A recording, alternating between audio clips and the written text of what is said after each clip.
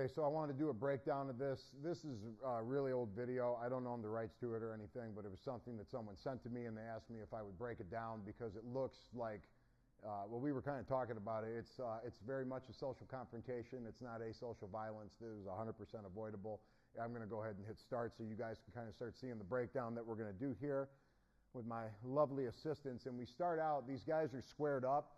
And I was over like a kid's, like their daughter's softball game, and if you watch, it's very much they're confronting, they're talking, they're jawing, and nothing really big is here, but I want to point something out right here. When he comes up, if anyone's kind of coming up and confronting me, I'm not instantly putting my hands up and looking to fight. I'm trying to de-escalate as much as possible. Now, if I see someone coming up like this, I'm not going to let them get up in my face and have the conversation. It doesn't make any sense. If I do see someone coming up, hey, whoa, what's going on, man? You can have this conversation from back here, but obviously, from what I've seen, we were talking about it, the guy with the tucked in shirt, with the hat, he's the aggressor. He's the one trying to get up into his face, and the other guy, he's kind of going along with it, but I don't think he knows what he's doing. And as we watch it play out here, right there, he's already, would you ever do that? If I kind of came up and started getting aggressive, would you be taking your phone and looking down?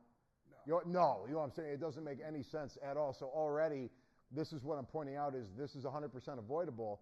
And something like this, it didn't even need to happen. And if you're like reaching for your pockets and stuff, it's not, okay, your hand's in your pocket. If you put your hand in your front pocket, this isn't good. You know what I'm saying? If my hands are in my pockets doing this, or if I have something and I put it in, what's something that you could do? So if your hands are out of your pockets and I put my hand like this, that's open all day. If you throw a hook, I can't really block with anything. So already, get your hands out of your pockets, and if you look from here, he throws that shove. There's a lot of different things we can do from here. For me personally, if I see a shove coming forward from here, I've always tried to absorb stuff and try to take it from there. Or if I see someone's going to shove me in the first place, I'm trying to swim in and get to that position where I can kind of hold for a second and then de-escalate. It depends on the situation. Here, it doesn't look like anyone's jumping in, because you don't want to grapple if there's multiple people. You want to stay moving, but this kind of situation would be more for de-escalation. So we go from the shove, and they're kind of shoving back and forth. And again, we just brought this up. Something falls out of my pocket, and we're in a real life, like we're going. Are you ever going to do that in real life? No. If you and I are kind of squaring up, and something falls out of your pocket, do you care? Right here. No, we're right here. It's on. And right here, you see this guy? He was not on. There was nothing whatsoever. He's trying to reach, but watch. As he throws a punch, he kind of like dings in the top of his head, but he has so much energy when this guy's down here picking something up anyway, as that punch comes down, he kind of falls into the single leg from here. He doesn't know how to finish it, but something that like he could have like extinguished super quick is coming from the side from here. Lorenzo, will you demonstrate this? Can we get a single and just drag him straight down from here? If you have the leg and you have this, all we got to do is just sit him to his butt. Go ahead and take him down with a single. It's done right from here. Just whoop, take him down, hold him. Wait for police to get there or someone else to intervene. Go ahead and pop up, guys. So we have the single.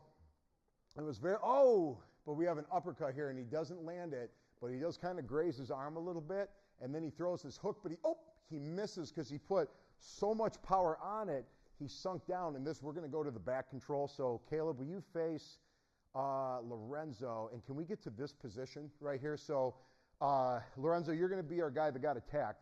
Caleb, as you're throwing, so you're going to face this way. Caleb, as you're throwing that left hook, you know what I'm saying? You're going to miss. So as you're throwing this, you kind of miss in this position. Now he comes down, and you get his leg right from here. Now, Lorenzo, can you put this arm here, and then this arm up here, right from here? This is kind of like a no man's land that's easily fixable for Lorenzo. My man wrestled. What's your option from here? Would you cross face and take the back? What would you do? I would probably mount the back and rear naked choke. Go ahead. So from here, easily right to the back position instantaneously. Good. Come on up. Can you also transition from to a front headlock and snap him down and spin and take his back? So again, get Lorenzo's leg with your left arm. Perfect. Now, this hand was here, and now can you show them? Spin your arms around to that front headlock. So go ahead and, yes, and then just snap down right from here. And then he can spin, and he has total control the entire time. So these from here, this no man land of just kind of like sitting, someone has your leg, basic wrestling, and you're going to know what to do every single time. So what happened, though, it didn't work out like this. And Caleb, you're going to show us the punch block. this is what happened. His leg got ripped out from under him. So if I just sit here and someone hugs onto my leg, they're going to fall down. So let's go from this position from here. And Caleb, you'll be the guy to get up. So Lorenzo, will you please lay on your back? Perfect. And then Caleb, you are going to be in this position right here. So actually, Lorenzo, I need you kind of in like a push-up position like this. And then Caleb, you're going to get your left leg into like a half guard position. So you're going to be on your back. Now, Lorenzo, can you put your left elbow on the ground right here? So right here, guys, this is like, Caleb competes in jiu-jitsu and he understands more than everybody. In the position that he's in right now, and his head's even up, and he's actually like somewhat up on his back. From here, come up and take his back, Caleb. It's instantaneously he can come up. And these are big guys, and they're moving like this. These guys could do it easily. Let's go back. The aspect that went wrong from here is his head was lower. So if the head stays low, and I'm going to unpause this real quick, right there is where it all goes wrong. So it goes from, can we get this leg up on his back? So not only does he have a hip up, what he has to do is get his hand in so he can't grab it and have his head up. But it didn't work out like that. So what happened was his head stayed low. My man that was aggressive at the start of the fight crawls over top, and he goes into a guard position. Go ahead, Lorenzo, crawl right into him, and Caleb put her right to your closed guard. Now, this is where things go kind of bad, and we'll refer back to the video from here. He's on top, and he's got a ton of forward energy, and he's throwing these big swimming punches. So the smart thing to do if you don't want to get messed up in the guard is Lorenzo just kind of needs to tuck his elbows in and try to stand up and get out and camp out a little bit. Now, it didn't work like that. He's going to simulate those big windmill punches, and Caleb is going to pull his knee. Go ahead as you start throwing the punches and swing those over the top. Yes. And he's looking for control. Yes. Until he can get a knee and an elbow. Yes. Now, pause at any point. Kick out and do a technical stand-up and get away. Keep moving forward, Lorenzo, with the punches. And Caleb, kick back. Keep your hands up and stand up and get away. Okay? So one more time. Can we go to that starting position? This is so huge. If I can just, one takeaway, I've seen this in so many fights when I was a bouncer. Remember this little skill right here. Whoever head is higher is typically going to get on top. Now, with that leg, if you had this up, it's easier for him to come into your guard. But if Caleb gets up onto his hand and gets his head higher than Lorenzo's, it's going to give him that opportunity to come up first. So actually, can you guys lay down facing each other on your side? So Lorenzo, you'll lay on your right side. Caleb, you'll lay on your left. And scooch a little bit closer.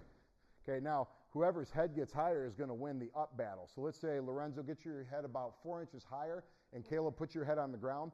And if I say get up to your knees, 1, 2, 3, go. Lorenzo's already halfway there, so Caleb's forced to go to a guard position, but he's ready to engage his hips if necessary. But can we go back to that same position? If you want to win this, here's a little trick. From here, even though Lorenzo's head's a little bit higher, Caleb, right when I say go, reach for it with your right hand, put it on Lorenzo's head, get your head higher, post up on your left hand, and then come up, and go. Yeah, so sometimes if you stop their head from coming up before, it's going to nullify it. You guys can pop up. Thank you so much. Guys, this breakdown, again, it's easy to avoid fights. We talk about this all the time when you do security. It's better to de-escalate than to have that fire energy and just come forward. You want to be more like water. You want to be able to flow, go around it. It's typically not worth it. And something like this, it's like you're at a kid's sporting thing. This isn't any fun for the kids either. You know, so get your temper under control and understand that most things are 100% avoidable. And if you can just apologize, avoid, and not have an ego about it, but actually know, I don't want to be into this thing for real. Like I'm not running away because I'm scared. I'm removing myself from this because I don't want anything to do with it. And if you are scared and that's why you're avoiding stuff, you have to get training because you have to have a say in the matter. If you're afraid, you need to get training. So that way, if you can't run, you have an option to protect yourself. But especially if you can't protect yourself, let's say you carry a firearm, any aspect like that, avoid at all cost. That's what I would say. Have a healthy ego. Don't fight. Understand distance management, how to talk to people, how to de-escalate. But if it does go south, know what you're doing. Thank you, guys.